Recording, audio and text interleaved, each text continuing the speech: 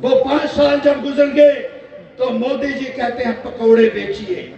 चाय बेचने वाले आदमी की सोच पकौड़े तक ही जा सकती है मेरे साथियों।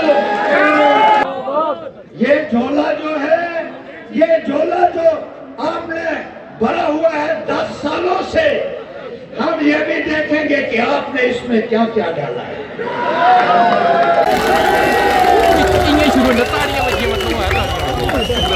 आपका ये जुनून, ये जोश देखकर पापा थोड़ा साइड कर ले फोन। हमें लगता है बस ठीक है कि आप भारतीय जनता पार्टी के दिन बहुत गिने चुने रह गए हैं। लोगों का जज्बा, लोगों का जो जुनून है, मैं आपको सलाम करता हूं, आपको नमस्कार करता हूं। यही जुनून, यही जज्बा और यही जोश आपका 19 तारीख तक बरकरार रहना चाहिए साथियों। हमें एक एक जुल्म का हिसाब लेना है। हमारे साथ जो गलतियां हुई, जो हमारे साथ गलत हुआ, उसका बदला आपने लेना है 19 तारीख को बटन दबाकर हाथ का। क्योंकि चौधरी जी इंडिया अलायंस के उम्मीदवार हैं। आप देख रहे हैं बहुत सारी पार्टियां यहाँ इकट्ठी हुई हैं, जिसमें कांग्रेस है, जिसमें नेशनल कॉन्फ्रेंस है, पैंथर्स है, पीडीपी है और जी सारे माफ कीजिए अगर कोई रह जाएगा तो। और मनोहर लाल जी ने बिल्कुल ठीक कहा कि ये लड़ाई किसी पार्टी की नहीं है, ये लड़ाई जम्मू कश्मीर के आवाम की लड़ाई है। जो 10 साल में हमारे साथ हुआ, उसका गिन गिन कर हमको हिसाब लेना होगा साथियों। गिन गिन कर हिसाब लेना होता। मुझे बहुत दुख होता है कि पिछली इलेक्शन में नरेंद्र मोदी जी ने बड़े बड़े वादे किए, बड़े बड़े ऐलान किए, बड़े बड़े जुमले हमको सुनाए और जब प्रधानमंत्री बन गए तो हमारे लोगों को सड़कों के ऊपर बैठने के लिए मजबूर कर दिया। आज हमारा नौजवान परेशान है, हमारा मजदूर परेशान है, किसान परेशान है, आज हर नागरिक परेशान है, क्योंकि भारतीय जनता पार्टी की सरकार ने हमको दिया कुछ नहीं, हमसे छीना ही छीना है। हमारी रियासत हमसे छीन ली। वो रियासत जो महाराजा हरि सिंह जी ने जिसका विलय हिंदुस्तान के साथ करवाया, बहुत उम्मीदों के साथ, लेकिन भारतीय जनता पार्टी ने उसके टुकड़े टुकड़े करके उसका दर्जा घटा दिया और दर्जा घटाने के बाद हमें कहते हैं कि आप ढोल बजाइए।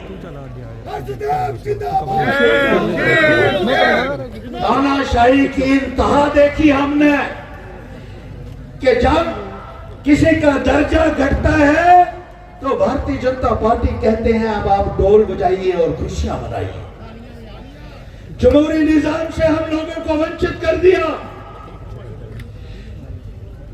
बाहर से बाबू लोग लाकर हमारे सिरों के ऊपर बिठा दिए, जिनको ना जम्मू कश्मीर की ज्योग्राफी की जानकारी है, ना कल्चर की जानकारी है, ना हमारी भाषा की जानकारी है और ना हमें वो सुनने के लिए तैयार है। हमारे लोगों की समस्याओं को सुनने के लिए भी उनके पास वक्त नहीं है।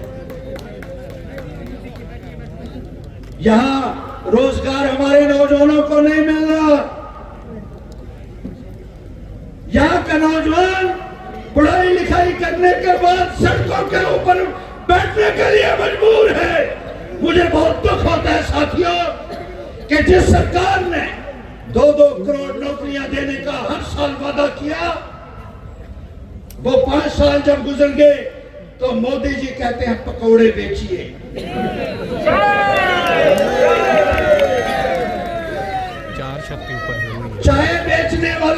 आदमी की सोच पकौड़े ताकी जा सकती है मेरे साथियों।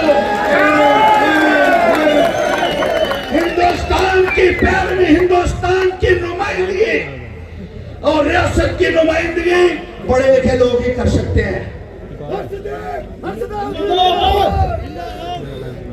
हम खड़े होंगे, मिलजुल कर खड़े होंगे और डटकर मुकाबला करेंगे। 10 साल में घुटने टेक के लगा रहा, घुटने के बल बैठा रहा कि भारतीय जनता पार्टी को नेस्ता नाबूद करना है। और आज वो वक्त आ गया है जब आप सब मिलजुल कर, मुझे बेहद खुशी है कि तमाम पॉलिटिकल पार्टीज एक मंच पर आकर इकट्ठा हुई। और ये जो चुनौती है, ये बहुत बड़ी चुनौती है। इसका असर हिंदुस्तान के हर एक कोने कोने में जाएगा कि अब हवा का रुख बदल चुका है साथी। अब हवा दूसरी तरफ बहने लगी है। 10 साल बहुत हो जाते हैं। मोदी जी कहते थे कि वोट नहीं देंगे तो झोला उठाकर चल दूंगा। कहां जाना है ये उन्होंने नहीं बताया। ये अब हम फैसला करेंगे कि वो कहां जाएंगे इस इलेक्शन के बाद। और भाई साहब, ये झोला जो है, ये झोला जो आपने भरा हुआ है 10 सालों से, हम ये भी देखेंगे कि आपने इसमें क्या क्या डाला है। इसीलिए हमारी जो ये टीम है, इसका समर्थन कीजिए और इस तानाशाही सरकार को नेस्ता नाबूद करने के लिए एक एक शख्स को अपना योगदान देना होगा।